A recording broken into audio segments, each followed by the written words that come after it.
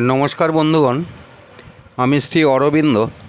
এখন আপনাদের জানাচ্ছি মেষ রাশির আগস্ট মাস কেমন যাবে। এই মেষ রাশি একটি অগ্নিতত্ত্বের চর রাশি। এই রাশিতে যারা জন্মেছেন তারা সাধারণত একটু রোগা হয়। ক্ষেত্র বিশেষে হয়তো ভারী চেহারা হতে পারে, তবে সেটা খুব রেয়ার। সাধারণত রোগা, মাথায় চুল কম থাকে, একটু লম্বাটে হলেও মাঝারি গড়ন বলা যায়। মুখ একটু ত্রিকোণ আকৃতি হয়ে থাকে, কপালের দুপাশে একটু চওড়া বা দুধারে একটু টাকের আভা থাকে। এরা চঞ্চল হয়ে থাকে, ত্যাগী, শেষ বয়স পর্যন্ত সম্পদশালী হয়। এই হলো মেষ রাশির দু চার কথা বলা। কারণ কি, অনেকে রাশি জানেন না তাদের কি রাশি, নামের ভিত্তি করেই আমাদের ফোন করে বা জিজ্ঞাসা করে। সেই জন্য মেষ রাশির প্রকৃতি সম্বন্ধে একটু বলে রাখলাম। আর এবার বলছি গোচরগত গ্রহের অবস্থান, সেটা না বললে রাশিফলটা ঠিক বলা হলো না। তাই রাশির দ্বিতীয় থাকবে বৃহস্পতি এবং মঙ্গল। মঙ্গল 26 তারিখে তৃতীয় যাবে। আর পঞ্চমে থাকবে বক্রী বুধ, থাকবে শুক্র, আর রবি 16 তারিখে পঞ্চমে ঢুকবে চতুর্থের থেকে।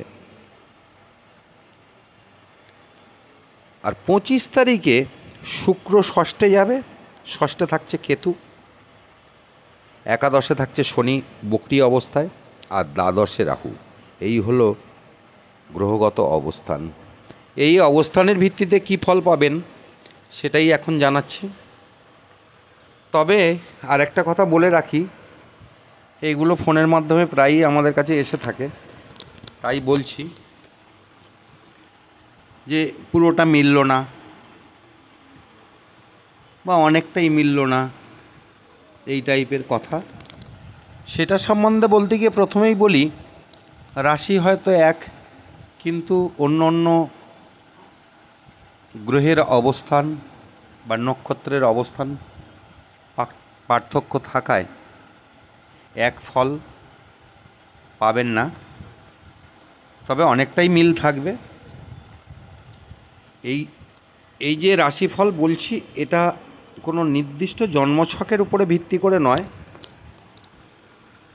সম্পূর্ণ মেষ রাশির জাতক জাতিকাদের এই ফল আশা করছি, তার ভিত্তিতেই বলা।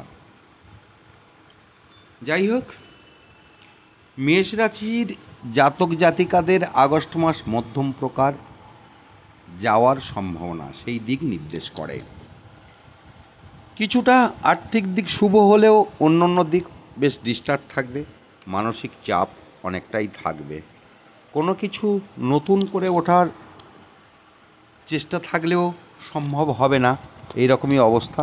যাই হোক, অর্থনৈতিক দিক সচল থাকলেও অনেক আশা পূরণ হতে ব্যর্থ। ক্ষেত্র বিশেষে রাগ জেদ বাড়বে ব্যর্থতার কারণে, ব্যর্থতার কারণে। মঙ্গলের অষ্টম দৃষ্টি ভাগ্যে থাকায়, মঙ্গলের অষ্টম দৃষ্টি কখনোই ভালো ফল দেয় না, থাকায় নতুন পদক্ষেপে বাধা সৃষ্টি হবে। শনিদেব জন্মকালীন ভালো অবস্থায় থাকলে তাদের কর্ম ও আয়ের জায়গায় বাধাপ্রাপ্ত হবে। তবে যাদের জন্মছকে নিচস্থ ও ক্ষমতাহীন বলহীন অবস্থায় ছিল, তাদের রেজাল্টটা অনেকটাই ভালো হবে, তাদের ক্ষেত্রে তেমন কোনো সমস্যা হবে না। এই রাশির ফল যেগুলো জানাচ্ছি, এটা মাথায় রাখবেন যে 100% মিলবে না। তো এই মাসে প্রতিষ্ঠা পাওয়ার দিকে কিন্তু অনেকটা এগোবেন, তবে অনেক কষ্টের পর, অনেক ত্যাগ স্বীকারের পর। দীর্ঘদিন যারা কোনো রোগে ভুগছিলেন তারা সেরে উঠবেন, এটাই আশা করা যায়, অথবা আগের তুলনায় অনেক অনেক ভালো থাকবেন। ছোট ভাই বোনদের সঙ্গে ঝামেলায় জড়িয়ে পড়ার সম্ভাবনা থাকছে প্রবল। পিতামাতার শরীর নিয়ে দুশ্চিন্তায় কাটাতে হবে, কিন্তু সেদিকে সতর্ক থাকুন। সমস্যা বাড়বে, জটিল হবে, কিন্তু জীবনসঙ্গী খুব ভালো থাকবে। অ্যাডজাস্টমেন্ট বাড়বে, অনেক ক্ষেত্রে সলা পরামর্শ করার সুযোগও পাবেন। তবে হ্যাঁ, আরেকটা সমস্যা আছে, সেটা বদনাম হওয়ার সম্ভাবনা বা পুলিশি ঝামেলায় জড়িয়ে পড়ার সম্ভাবনা থাকছে, সেটা নিয়েও বেশ সতর্ক থাকার প্রয়োজন আছে। এইবার বলছি বিবাহের কথা। বিবাহে ইচ্ছুক ব্যক্তিদের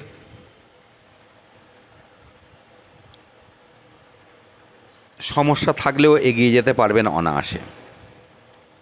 সেই সঙ্গে প্রেম প্রীতির দিক শুভ নির্দেশ করে, নতুনভাবে প্রেমে জড়ানোর দিকও নির্দেশ করছে।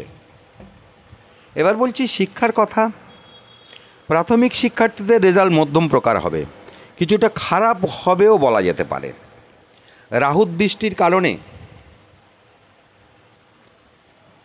অর্থাৎ রাহুর নবম দৃষ্টি চতুর্থে পড়বে, সেই কারণেই রেজাল্ট খুব একটা ভালো হবে না।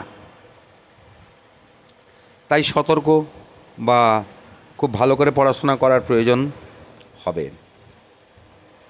তার পরবর্তী পর্যায়ের শিক্ষার্থীদের ফল ভালো হবে। কখনো কখনো একটু দাম্ভিক আচরণও করে ফেলবেন, যেটা অনুচিত, সেটা মাথায় রাখার দরকার আছে। তবে উচ্চ শিক্ষার্থীদের একটু বুঝে চলার প্রয়োজন আছে, বা চলা ভালো বলা যায়। ভাগ্যস্থানে মঙ্গলের অষ্টম দৃষ্টি শুভ রেজাল্ট দেয় না, তাই হঠাৎ বিপর্যয়ের ঘটনা ঘটতে পারে। এবার বলছি চাকরি প্রার্থীদের কথা, বা যারা চাকরি করছেন। চাকরিরত জাতক জাতিকারা ভালো থাকবেন, কোনো রকম কোনো সমস্যা নেই। আর নতুন চাকরি প্রার্থীদের এ মাসটা ভীষণ ভীষণ শুভ নির্দেশ করে, কারণ ভাগ্যবতী ষষ্ঠে দৃষ্টি ও দশমে দৃষ্টি আপনাদের ভালো ফল করতে বাধ্য করাবে, কিন্তু লেগে থাকতে হবে। যদি লেগে থাকতে পারেন, তাহলে এই মাসে চাকরি প্রার্থীদের সুবর্ণ সুযোগ বলা যায়। এবার বলছি ব্যবসায়ীদের কথা। নতুন ব্যবসা শুরু করার ক্ষেত্রে কিছুটা সমস্যা থাকছে, তবে শুরু করতে পারবেন, এগোবেও, কিন্তু কষ্টসাধ্য শুরু। আর পুরনো ব্যবসায়ীদের কোনো সমস্যা নেই, ব্যবসা বাড়বে। বিশেষ করে ফুড গ্রেন, বস্ত্র, লৌহ ইস্পাত, ট্রান্সপোর্টের যারা ব্যবসা করছেন, সেই সঙ্গে মানি লেন্ডিংয়ের যারা কাজ করছেন, তারা জমি জায়গার ব্যবসা বা কনস্ট্রাকশান, ইমারতির ব্যবসায় যারা যুক্ত, তাদেরকেও বলছি তারা ভালো করবেন। অনলাইনের ব্যবসা ভালো চলবে। ফাটকা ও শেয়ার জাতীয় কারবারে যারা যুক্ত, তাদেরও খুব ভালো যাবে। এই হলো ওভারঅল কথা। আজ এই পর্যন্ত। আমি শ্রী অরবিন্দ। আশা করছি ভালো লাগবে। ভালো লাগলে লাইক, শেয়ার, কমেন্টস করবেন। সাবস্ক্রাইব করতে ভুলবেন না পরবর্তী ভিডিওর জন্য। ভালো থাকবেন।